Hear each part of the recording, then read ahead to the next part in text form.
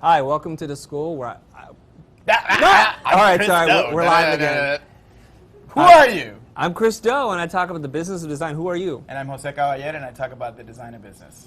Today, for the first time, I think, last time was a false start for us. We're actually doing it live, so please tweet us at the Skool Rocks. Hashtag, what should the hashtag? The hashtag is Skool Live. Skool Live. Just made it up right now. Cool, write that down. Skool Live, guys. Skool Live. So today's topic is? Social media. Together. Social media for designers. And the reason why we're doing the topic is because we were talking about it here at Blind, and we've also been talking about it from our points of view. For an example, 2 years ago when we started talking again after not talking for 20 years for whatever reason. Actually, at the AIGA meeting that we started talking about social media, you asked me the question, hey, I see you on social media all the time. What the hell are you doing? Like, why are you doing all this? Is that paraphrasing pretty well? Yeah, it's paraphrasing. Okay. It's pretty succinct for you. Okay, thanks. Yeah. So why did you ask me that? The genesis of that is I was in a competition with a bunch of guys at the office who can grow, X number of followers the fastest. Organically. Got it. That means you can't mass follow people, you can't purchase them, you Right. got to do it the good old-fashioned You couldn't way. be douchey about it. You had to do it like, okay. Right. And so what happened? Who won? I did not win, unfortunately. Man. So, but you're doing a pretty good the job. the whole process has taught me a lot about social media and why you should do it, how you should do it. So we should just dive. Let's just right talk in. about that. Let's dive All in. right, So the first question here's is the why thing. do it? Why do it? Because a lot of designers don't believe in social media. Why is that? I mean, and we have a live audience, by the way, of all designers. I forgot to introduce everybody. Let me introduce introduce who's here. All right. So we have to my right, we have Vincent, Dominique, we have Orlando, Nick, and of course, always, Nicole's producing this. Ty and Andrew are behind the cameras, making sure this works. And the Holy Spirit. So are we checking? Can you guys hear us? Is anybody watching this at all? I Can you watch it? So at least we have one viewer. Yeah, there we go. That would be nice. I'm watching it. So here we go. So the question is, why do we do it? So I'm curious from you guys, who's the most active here in social? You guys have a social media startup. Obviously, you're doing social media, and I see you on social media. So you're doing it. Yep. Okay. Do you do it frequently? You mean Facebook? Just Facebook. Okay. No. Do you do Facebook or other things? Oh, Tumblr. You do Facebook and Tumblr. Yeah. Okay. Which reflects very well, age and demographic. Vincent, what about you? Mostly We talk Facebook. to you all the time, though. You've done a lot of YouTube comments and also Twitter once in a while. Yeah. Okay. So, why do it, Jose? For me, my experience has been that it's really about the personal brand. Right, you what wrote is that the down. narrative? Thank you. You're What is the welcome. narrative? What is it that I'm trying to tell people in terms of value? Like, what is it that I'm offering? And I started doing it in real earnest when I started doing the Skool. When I had my agency, I did it, and it was about putting out some expertise, but it was really about events and the community and kind of building community, basically. Yeah. Audience and brand. All right. And then controlling the narrative. Because if you don't control it, somebody else will. Like, if you don't own, the conversation about your own company or about your own name, I find it shocking when people don't own some sort of version of their own name. Like, I own josecaballer.com. I've even bought, my friend's name sometimes just to squat on them. Like, I own your URL. You gotta pay me for it. That's horrible. That doesn't sound like you. I know that. Is this post? No, or I did it as pre-burner? I did it as This is a pre-burner, No. isn't It was out of the goodness of my heart. That was to make sure that somebody else didn't buy it. So that you can then sell it to them for more. I never sold it. That's to them, okay. no. My feeling is, I teach, I share, I talk to students, I lecture. It's about sharing in an organic way, and I find that if I'm speaking at a venue, I'm speaking to a very small audience. I'd like to just, because I'm a life hacker, I want to optimize my time. So rather than saying it to a smaller group, I'd like to just put it out to the world. Boom. So when students or people that come up to me after a conference, if they ask me a question, I'll encourage them now to ask me the question online so I don't have to kind of keep answering the same question. So your motivation is about efficiency. It's efficiency, but it's also about something I read recently, the more you share, the more you get back. And I really believe in Still that. quantitative, meaning you want to Okay. share so that you can get more back. Okay. More is Sure. still part of the equation. All right. I want people to like me. That's it. Okay.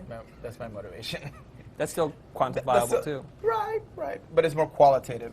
No, but here's the interesting thing about what you're saying. In a sales cycle, and I'm going to talk about money, since we have that on a card. I've experimented with doing sales, of online products using social media channels, conferences, a lot of the stuff we do for the school. it makes a huge difference. I mean, if you're doing something like that. But if you're just a designer and if you're just doing services, I'll give you an example. Networking or meeting people is part of what you need to be able to do in order to do the business development. So one time I went to New York and I was on a business development, roadshow. Like I was really aggressively doing business development for sales. This is in 2009 or 10, like when the economy really got really crazy. And I went to New York and I tweeted out like, I'll buy drinks for everybody at this bar at this time of night for Art Center. And I used the Art Center mailing list. I asked them to send it out through the just Art Center Twitter, I think. The alumni director. Hey, the point of the story is like 30 people showed up. 30 people. Yeah, I only bought them one round of drinks, but nonetheless, that cost me $1.5 grand for that damn offer. That was a good tweet. That was a good tweet. Cost you $1,000. Yeah. Oh my gosh. But it was really effective. I reconnected with people. I really had a great time. Twitter is to have a great time. Right. Like people have that analogy. Twitter's like a crowded bar. Facebook is like your living room, I guess. I don't know. Yeah, let's just end it there. Yeah. Let me tell you another reason why you want to build an audience, and you touched on it, right? The future is in the people that can pull a people together with a common interest. The old model is you develop a program on a TV station, they air it, and it appeals to a certain demographic, or so they think, and they sell advertising against it. The new model is you are the content creator, the show producer, the channel, the network, all rolled into one, and the advertiser. Yep. So people who can control an audience, who Yeah. can captivate an audience, control and have a lot of power. Because once you and I were able to grow the show to a certain point, people and advertisers and sponsors, if you want to sponsor us, you know where to reach us. Did you just I try to did. sell sponsorship I live did. on air? I did. Excellent. So job. if you wanted to tap into our audience, and we have a big enough following, Audience, right. an audience, it's valuable to people. So there's a It's shift true. that's happening. That's true. And let me argue with you on that one, though. a little Will you bit. really argue with me? Because you always say that, but you don't really argue with me. No, but the argument is about the argument is really about the well, you're saying that we are our own broadcast channel, right? Yes. But there are people. It's not an argument. It's a devil's advocate. There are people that don't see themselves as that. As they don't want to be well known online or anything like that. I'm not a celebrity. I'm just some graphic designer, or I'm just a designer. They feel it's kind of like wrong to have that point of view of being exposed so much. They don't want to be exposed. I don't know. Introverted people. Well, we're going to get to the barriers. I think you're Okay. leading into the I'm barriers. going into right? the barriers, yes. All right. But have we made the case for it yet? I don't know, have we? What do you guys think? Are we missing a point, like why you would want to be on social media? Go ahead. Experiment. It's like I have a lot of ideas, but I don't know which one can I go. Yes. So I look at like how many people like, and because like my friend said, if you have a little thing inside your heart, you just let it out, rather than you think a lot and put a lot of money and fail. I like that.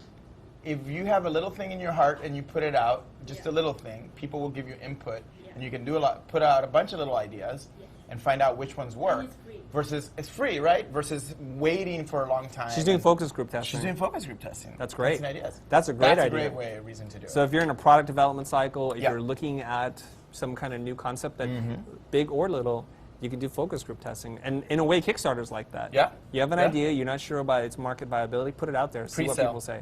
Yeah. See what people say. But there's best practices and mechanics and everything, and we're going to talk a little bit about that. But before we do that, is there another reason why you should do social media? What's that? Self-promotion. Self-promotion? Okay.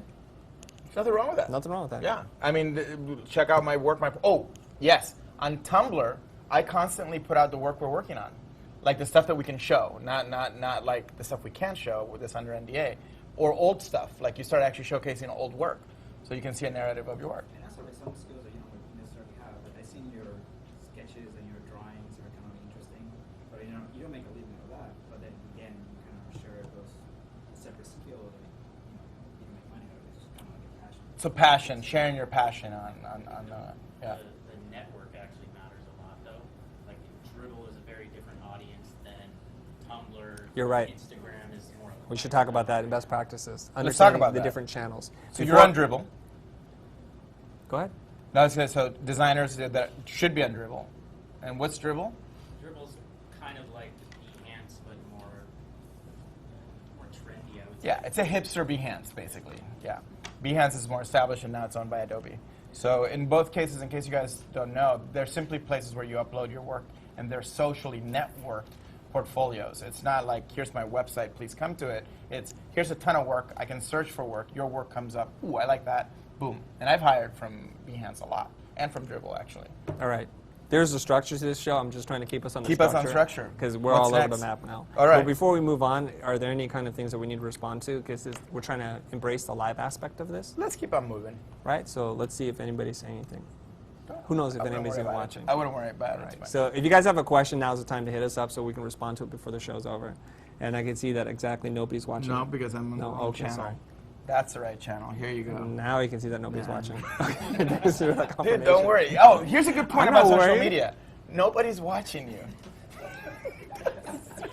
That's really critical. Nobody cares. Nobody cares, right? So people are so afraid to make a mistake if I do the wrong thing. Nobody cares. Until people start caring, you just need to put it out. Of course, don't, if you put something stupid out, you can delete it. But You do that quite often, actually. put stupid shit out. You put stuff out and you delete it. I'm like, wait, what happened Why to did that? you do that? I Well, don't know. because I thought twice, and Yeah. I'm like, this is not great. Yeah, Um, your more rational self kind of reconciled that. Right. Okay, let's talk about barriers, Jose.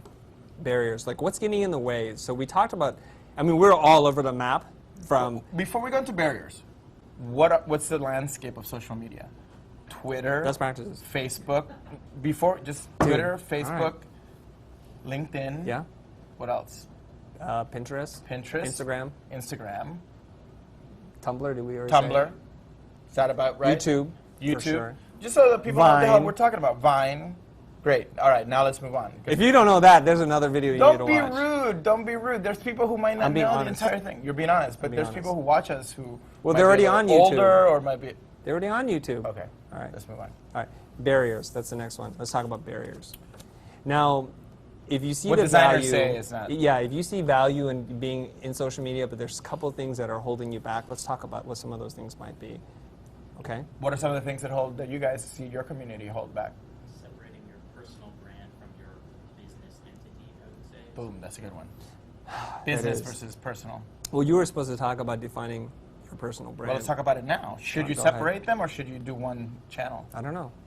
I believe that in the 21st century, who you are and what you do are one thing, and that there shouldn't be this like persona that you walk into work as a different person, and then you walk into your personal life as a different person. That's my opinion. Not everybody is in that place yet because they go to an agency and they can't come naked to the agency because they're nudists. Not sure what that means, but you know my point is. I don't. I actually don't. 10 minutes? We got 10 minutes See? from our producer. Just So the burn point it. is, I would combine both. And I do that in my social media channels. The only difference is that there's the Skool Rocks and then the Skool Facebook that you only get invitations to events and you get conversations about professional practice. Yeah. But from my channel, you see what I'm doing at the school. You see my narrative. You see my life narrative as the chief education officer of the school. You do the same thing, dude. In your personal, you're putting out stuff from Blind. You're putting stuff, and then Blind has stuff just from Blind. Blind doesn't tweet your kid, doesn't put on Facebook the pictures of your kids and you hiking, Right. and it shouldn't. So is that fair, like the separation? Knowing how to separate, where to Where separate. to separate? Sometimes you don't, and sometimes you do need to. It depends on your Nobody audience wants and to what know you're the real trying to say. personal stuff either. There's people that get way too, young people especially, are really comfortable. Don't be rude. Look, there was an intern that No, somebody, no. Stay on point. No, Stay on point, when dude. you research somebody that you're about to hire, you look at their social media. I do. Do you? No. Okay. He was going to design school, and all I saw was PBRs and parties. I'm like, obviously he's not paying attention. What's PBR? Damn, how old are you, dude? Pabst Blue Ribbon. Okay. Out of context. Beer. It's beer. It's beer. Yeah, I it's thought beer. it was one of these user-generated content, UGC. UGC. Pabst So, Blue Ribbon. No, UGC, PBR, totally. Come on, man. Even though UGC would be a great beer brand. The point is, be careful what you put up because that tells your life story. That's it. Okay. No? Fine. Fair. Okay. Let's talk about some of their barriers. Somebody had mentioned this the other day when we were talking about it.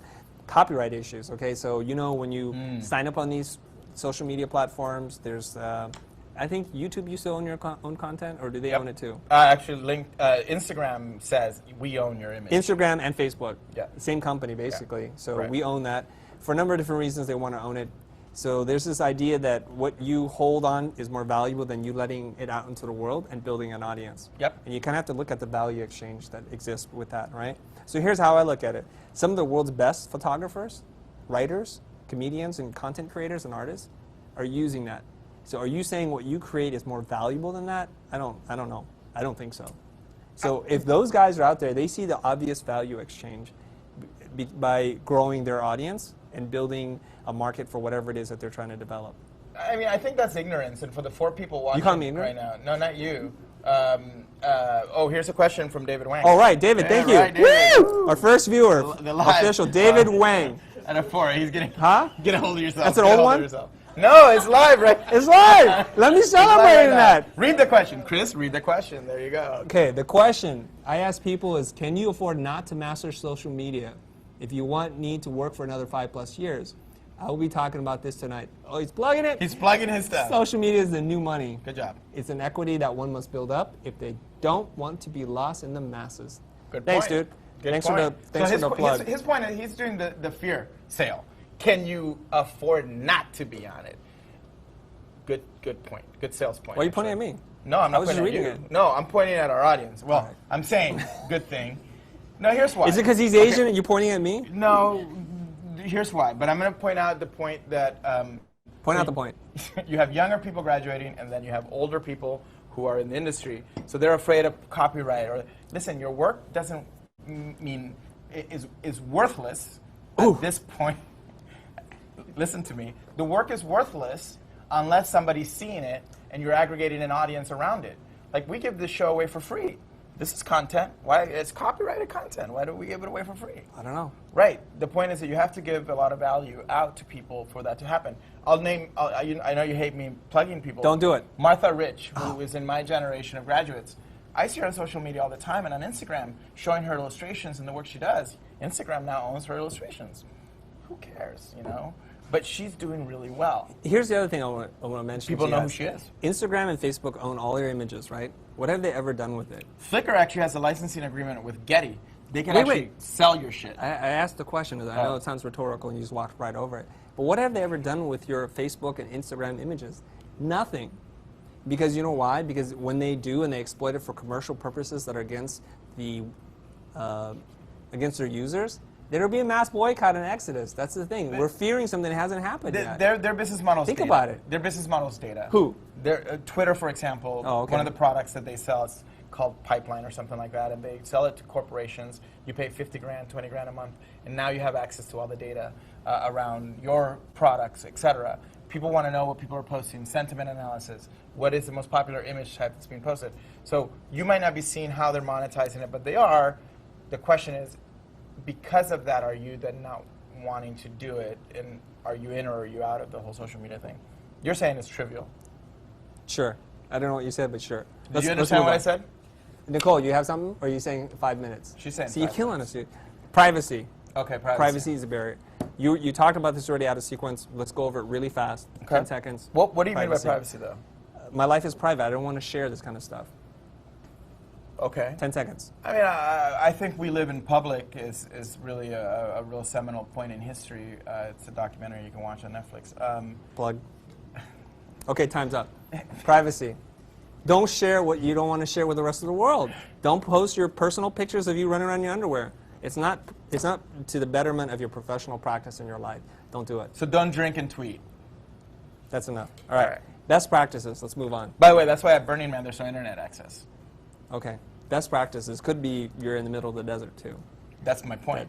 Okay. It's great that there's no internet access or like cell phone reception. Best practices. So let's talk about that. Imagine So all the inappropriate tweets that would go out.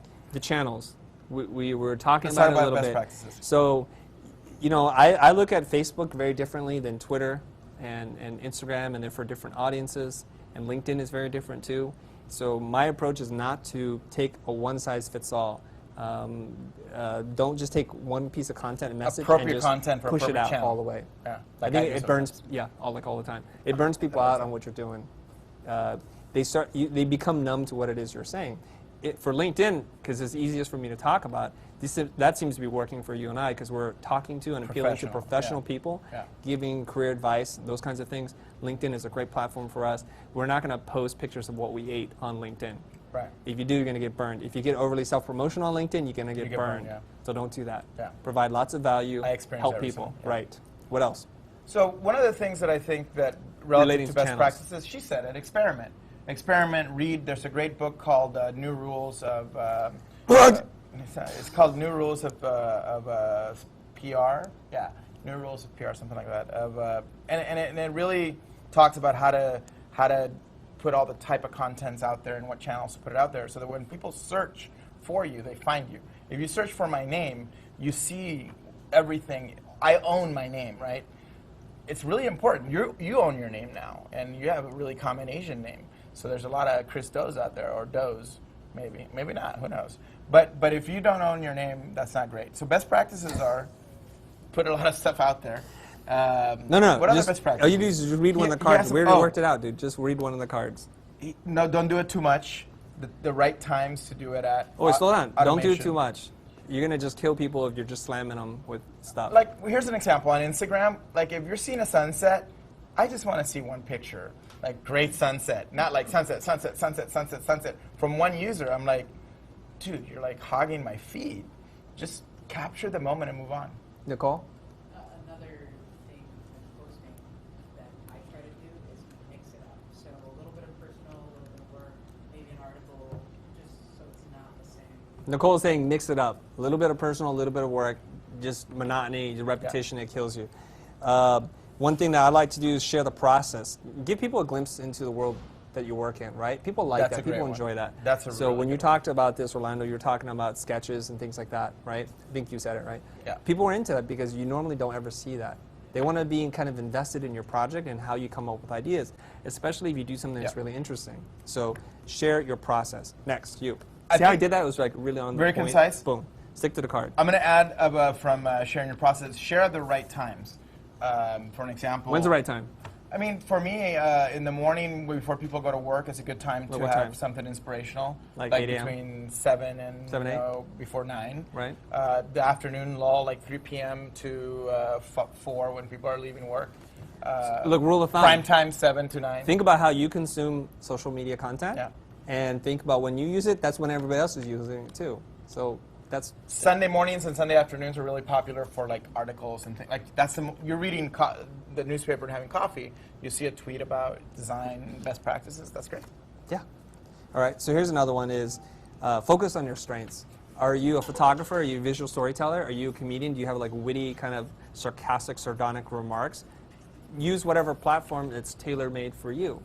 And if we're talking about graphic designers today, you're great at making graphics and typography. One thing that I've learned in my feed is I used to put little bits of typographic like expressions or quotes that they were really popular, probably. Well, no, I just put them up, and they would just disappear in the feed because they were just words. So I just used a simple program called Poster, spelled with a PH, Poster, and I would just convert those things and put them up, and I saw a dramatic increase in the number of shares and likes.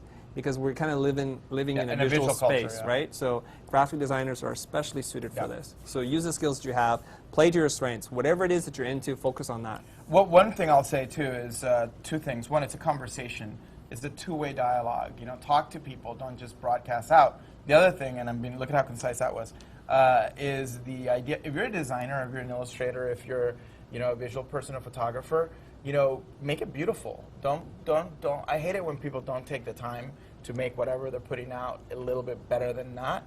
If you're a visual person, do that. And then finally, I don't think you can help it, but to try to make it beautiful. Well, true, right? true. Okay, it's so if you're not a designer, try to make it beautiful. But the final thing is, wait, it's my turn. Just one real quick. All right. People don't do it enough. Like I don't see enough of people's brands and of what they're doing. Yeah.